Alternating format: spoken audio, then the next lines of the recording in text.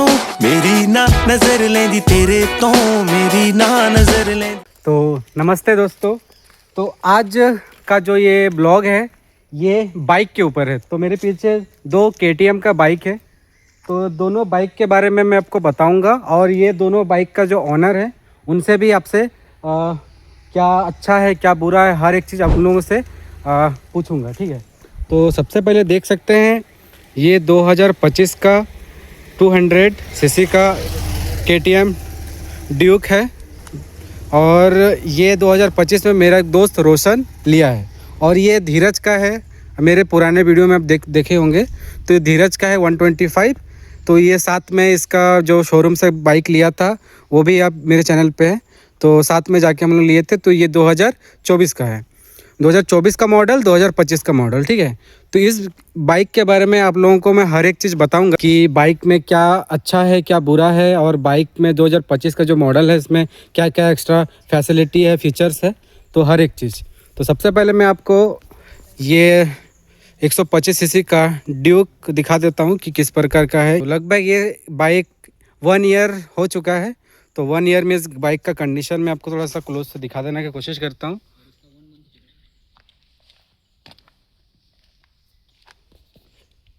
तो ये रहा 125 का। अभी 200 का मैं आपको दिखाता हूँ कि 2025 का जो मॉडल है। ये दोनों बाइक मैं आपको बता देना चाहता हूँ, दोनों बाइक सेम शोरूम से लिया गया है बिलासपुर के। ऐसा है कि ये जो 2025 का जो मॉडल है इसके बहुत सारा चेंजेस किया गया है। तो अभी मैं जो ऑनर है उन लोगों को मैं बुलाऊंगा और उन्हीं के मुंह से मैं बाकी इन्फॉर्मेशन दूंगा आप लोगों को। तो आप देख सकते हैं इधर जो 125 सीसी ड्यूक का ऑनर है धीरज और इधर रोशन। तो दोनों एकदम चमचमाते साउथ का हीरो जैसा लग रहा है। तो अभी मैं पहले धीरज से स्टार्ट करता हूँ क्योंकि ये थोड़ा 1 साल 2 महीना पुराना बाइक हो चुका है, इसको पूरा एक्सपीरियंस होगा बाइक के बारे में। और ये मुश्किल से 1 या 2 महीना हो रहा है बाइक को, ठीक है। तो बताओ इस बाइक के बारे में क्या क्या ख़राब और क्या क्या अच्छाई है और बाइक लेने के बाद तुमको क्या क्या मुश्किलों का सामना करना पड़ा और गाड़ी ये जो बाइक है बाइक का क्या क्या फीचर्स है और क्यों लेना चाहिए और क्यों नहीं लेना चाहिए, हर एक चीज़ बताओ। तो पहली बात मैं ये बता दूं आप लोगों को, अगर माइलेज में आपका इशू है, अगर आपको कम से कम मिलेगा, लेकिन ये बाइक आपको माइलेज कम निकाल के देगा। KTM कंपनी का कोई भी बाइक हो माइलेज आपको बहुत कम मिलेगा। माइलेज के लिए अगर लेना चाहते हो तो KTM का बाइक ना ले। पहला डिसएडवांटेज मैं ये बता दूं, डिसएडवांटेज नहीं है, ये पॉकेट के बाद जाता है। अगर पॉकेट में है दम तो आप बाइक लीजिए ड्यूक का, कोई भी कंपनी, KTM ड्यूक, ठीक। और इसका मैं बता दूं अभी अगर 200 से कंपैरिजन इसका अगर किया जाए, इसका फिलहाल तो 125 बंद हो गया, डिसकंटिन्यू कर दिया है कंपनी। इसके जगह पे 160 को लॉन्च किया है। तो वो तो रही बात की बात है। तो अभी हम 125 मेरे पास है तो 125 का मैं बात करता हूँ। इसका मैं लगभग अभी से 1 साल 2-3 महीना हो रहा है मेरे को इस बाइक को परचेस किए हुए। तो इस बाइक को मैं 15,000 प्लस किलोमीटर अभी रन कर दिया हूँ, जो कि इसको मैं बहुत पहाड़ों से लेके रेगिस्तान से लेके हर जगह चला चुका। इसको हाईवे से लेके एक्सप्रेसवे तक चला चुका हूँ, उबड़ खाबड़ से लेके हर जगह, क्योंकि अभी भी कीचड़ लगा हुआ है, यानी कि गाँव के गलियों में भी अभी चलता है ये, ठीक है। तो मैं ये बता दूँ कि अभी ये बाइक मेरे को अभी तक से कोई दिक्कत नहीं हुआ इस बाइक को लिए हुए। अगर मैं मेरे ख्याल से अगर कोई भी बाइक को अगर मैं 15,000 किलोमीटर चला चुका रहता तो दूसरे कंपनी का कोई बाइक रहता तो उसका मेरे को कभी मोबिल चेंज करना पड़ता। लेकिन हाँ, इस बाइक का अगर 10,000 किलोमीटर में इसको कंपनी क्लेम करता है कि 10,000 किलोमीटर के बाद इसका मोबिल आप चेंज करवाइए। मेरा 10,000 किलोमीटर हो चुका है तो मेरा सर्विसिंग का भी टाइम हो चुका है इस बाइक का, ठीक है। तो ये रहा KTM का जो कि 125 बाइक है। और इसमें मेरे को रेडिएटर मिलता है, जिससे कि आप इंजन को रिलायबल करने के लिए रेडिएटर को देते हैं ये कंपनी, क्योंकि इसे कूलेंट की वजह से इंजन को ठंडा करता है, ना कि एयर कूल इंजन है। इसमें है कूलेंट को आपको इसमें फिलअप करना पड़ता है, उससे इंजन को ठंडा करता है और माइलेज प्रॉपर सेम रहता है। पहाड़ों पे जाए या समतल में, हाईवे में, एक्सप्रेसवे में, कहीं पर भी चलाए, आपको लगभग परफॉर्म गाड़ी का एक ही जैसा आपका रहता है।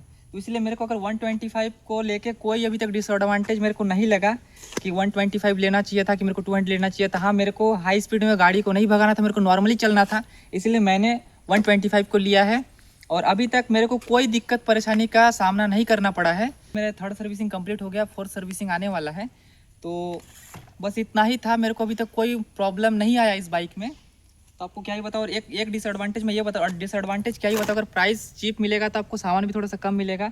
उस वजह से मेरे सामने 200 खड़ी है यहाँ पर, तो 200 में डुअल ABS आपको मिल जाएगा और इसमें सिंगल चैनल ABS मिलेगा, क्योंकि 125 उतना इसमें लो RPM कम है, ठीक है, इंजन टॉर्क कम है, इसीलिए इसमें ABS उतना ज़्यादा खास नहीं है, इसलिए सिंगल ABS में काम चल जाता है। मैं प्रॉपर इसको पहाड़ में भी, हिल में भी चला चुका हूँ, एक्सप्रेस में भी चला चुका हूँ, बारिश में भी चला चुका हूँ इस बाइक को।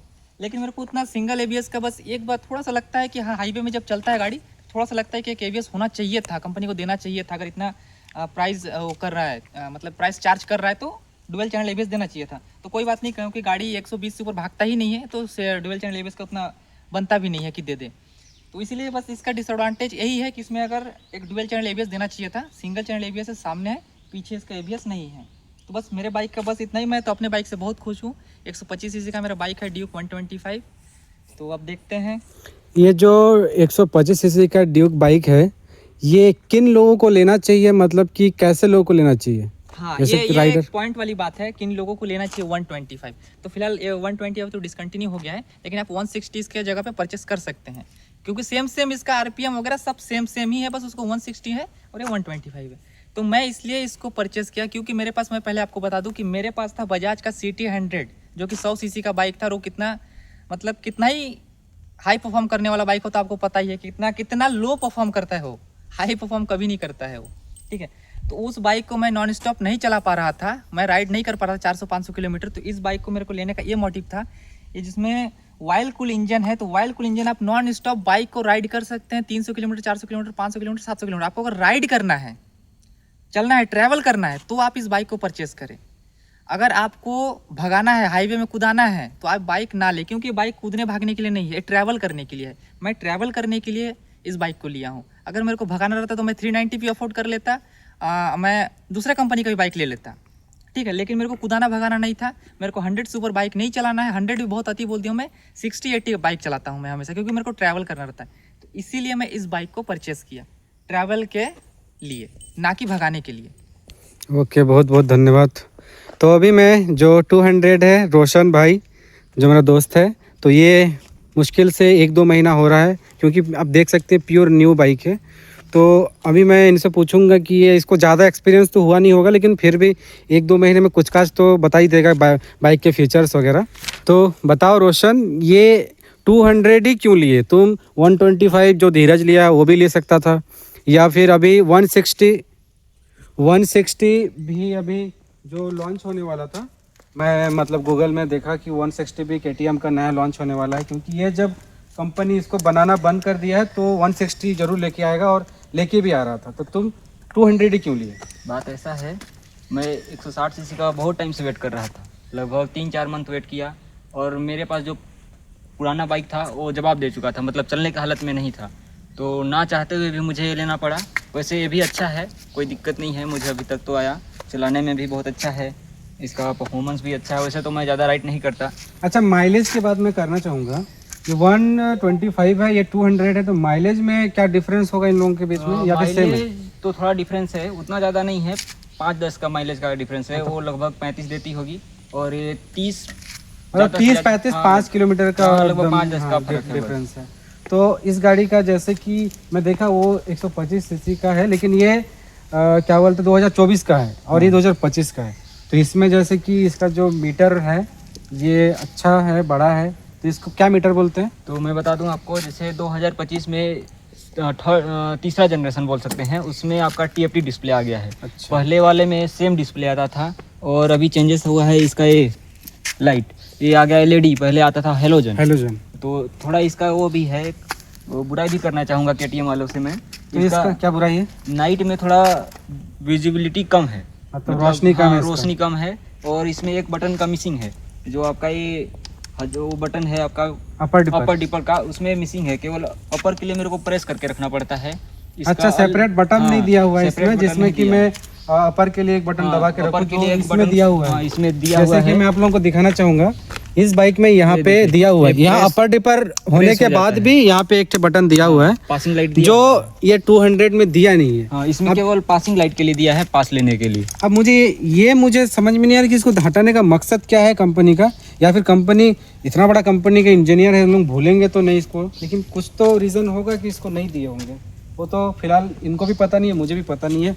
अगर किसी भी दर्शक को पता है तो आप बताएं कि इसका जो अपर डिपर है वो एक टाइम पे मैं कैसे चला सकता हूँ, या फिर जो अपर है उसको मैं बिना इसको प्रेस किए लॉक सिस्टम में कैसे उसको प्रेस मैं कर बता सकता हूँ? दूं, जैसे ऐसे नॉर्मल में तो दिक्कत नहीं होता, हाईवे वगैरह में ऑफ रोडिंग करने टाइम क्या होता है, बार कभी जब हम लोग को नहीं दिखता है गड्ढा सामने का, तो उसके लिए मेरे को प्रेस करके रखना पड़ता है, जिससे थोड़ा सा पकड़ने में दिक्कत हाँ, होता है। पकड़ने में थोड़ा दिक्कत होता है। मैं ये बताना चाहूँगा कि ये बाइक बहुत सारे लोग अलग अलग जगह से देख रहे होंगे, उनके मन में भी मतलब क्वेश्चन होगा कि ये बाइक कितने में लिया है और कितना, क्योंकि हर स्टेट में अलग अलग इसका प्राइस रहता है।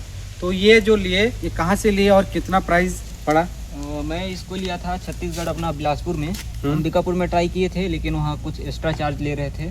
तो ये बाइक मेरे को ऑन रोड पड़ा था 2,42,000 कुछ पड़ा था आसपास, ऑन रोड पड़ा था। और अलग अलग स्टेट में अलग अलग प्राइस है इसका। और एक चीज़ मैं आप लोगों को बताना चाहूँगा, जो हमारे नियरेस्ट सिटी है, सबसे बड़ा सिटी अंबिकापुर है, और अंबिकापुर में लूट चलता है। मतलब कि ये जो KTM का जो शोरूम है अंबिकापुर से और बिलासपुर बहुत दूर है, क्योंकि किसी को भी सबको पता है कि अगर मेरे को लेना होगा तो मैं या तो अंबिकापुर से लूँगा या तो फिर मेरे को दूर। तो दूर का इसलिए लोग चॉइस नहीं करते कि दूर जाएंगे, जाना आना है, वही लगभग कोई सेम पड़ जाता है। इसीलिए अंबिकापुर जो शोरूम है वो जानबूझ के एक्स्ट्रा चार्ज लेते हैं कस्टमर से। ये गलत है, ये नहीं लेना चाहिए, क्योंकि भाई अगर वहाँ सेम प्राइस है तो यहाँ भी सेम प्राइस होना चाहिए। थोड़ा बहुत 19-20 का फ़र्क होना चाहिए, लेकिन उतना ज़्यादा नहीं होना चाहिए। तो और एक चीज़ मैं पूछना चाहूँगा, इस बाइक में जैसे कि और क्या क्या स्पेशल फीचर्स है जो तुमको पुराना तुम बाइक चलाए होगे, पहले तुम्हारा जो भी बाइक था वो नॉर्मल बाइक था, ठीक है, तो उस बाइक के कंपेयर में अगर करूं तो इस बाइक में क्या फीचर्स एक्स्ट्रा है? बता दूं, जैसे मेरे पास जो वो पहले का बाइक था उसमें आपका डिस्क ब्रेक नहीं था, उसमें नॉर्मल वो ड्रम ब्रेक था।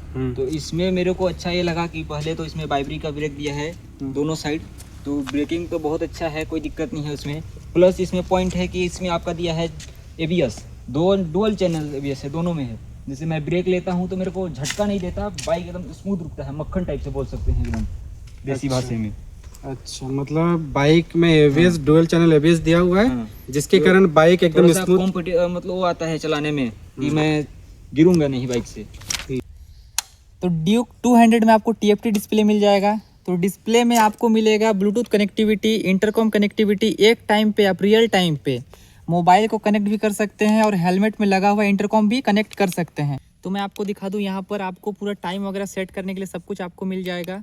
यहाँ पर आपका जो मीटर का कैसे कैसे थीम रहेगा, पूरा थीम भी आपको दिखाया जाएगा कि यहाँ पर कूलेंट वगैरह सब आपको बताया जाएगा। यहाँ से आपको देख सकते हैं, यहाँ मोबाइल से बाइक को कनेक्ट करने के लिए यहाँ पर आपको तस्वीर के थ्रू दिखाया जा रहा है, तो आप यहाँ से कनेक्ट कर सकते हैं मोबाइल को। ये देखिए ब्लूटूथ कनेक्टिविटी यहाँ पर हेलमेट इंटरकॉम, जिसके बारे में अभी तुरंत आपको बताऊं कि हेलमेट में इंटरकॉम भी इसमें लग जाएगा।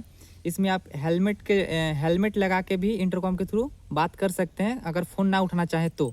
और इसमें आपका पेयरिंग फ़ोन का जो phone connectivity, intercom connectivity same हो जाएगा आपका। इसमें ब्लूटूथ ऑन ऑफ करने का यहाँ से ऑप्शन दे रहा है आपको, ठीक है। इसमें और सारा आपको बहुत सारा ऑप्शन मिल जाएगा।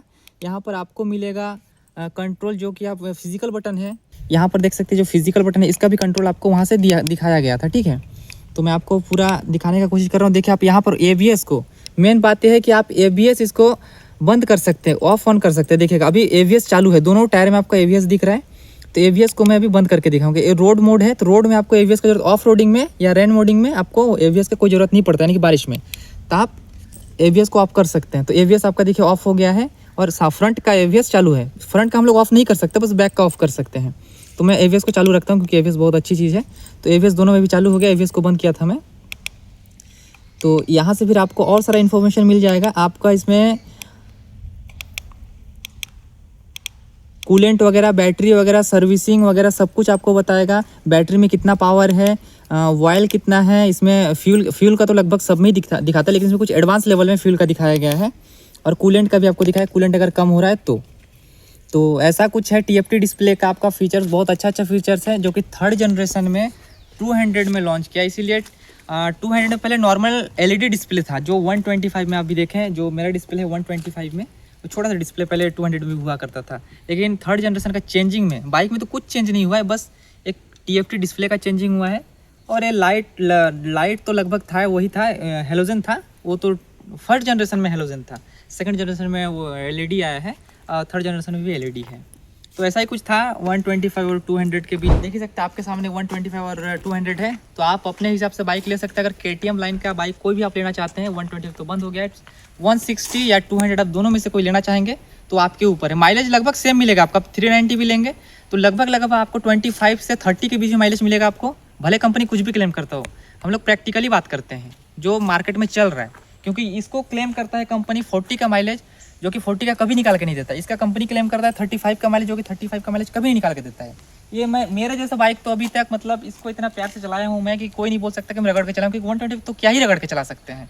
इसका माइलेज मेरे को निकाल के देता है 35 से लेके 33, 32, 31 और 35 तो कभी कभार निकालता है, लेकिन एनी टाइम मेरे को 32 से 33 का माइलेज निकालता है, जो कि 125 के बाइक में फ्यूल अगर कंजप्शन कर रहा है तो बहुत बुरी बात है। हाँ, अगर शौक से ले रहे हैं तो कोई बुरी बात नहीं है। और 200 में बता दूं, इसका माइलेज अभी निकाल के दे रहा है 29, 30, 31, मैंने 29 से लेकर 31 के बीच में आपको ये 200 माइलेज निकाल के देगी। पता नहीं 160 मार्केट में आएगी तब वो क्या तहलका मचाती है, तो अब तो देखेंगे 160 के बारे में।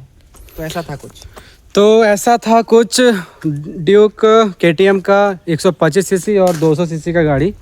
तो दोनों के कंपेयर में आपको बता दिया हूँ जो दोनों के ओनर थे, एक नया एक पुराना। तो पूरा डिटेल्स, मेरे से ज़्यादा डिटेल्स मेरे को कुछ पता ही नहीं है सब के बारे में। मतलब कि मेरे पास जो बाइक है वो TVS का है, अपाची। तो KTM पूरा अलग ब्रांड है, अलग पूरा कंपनी है इसका। तो इसीलिए मैं सोचा ओनर से ही पूछ लेता हूँ, तो पूरा जानकारी तो आपको मिल गया। यही है KTM का पूरा दोनों बाइक का रिव्यू और क्या बोलते हैं कंपेयर। तो गाइज़ मिलते हैं किसी अलग ब्लॉग पे, अलग जगह पे, ठीक है। तब तक के लिए थैंक्स फॉर वॉचिंग।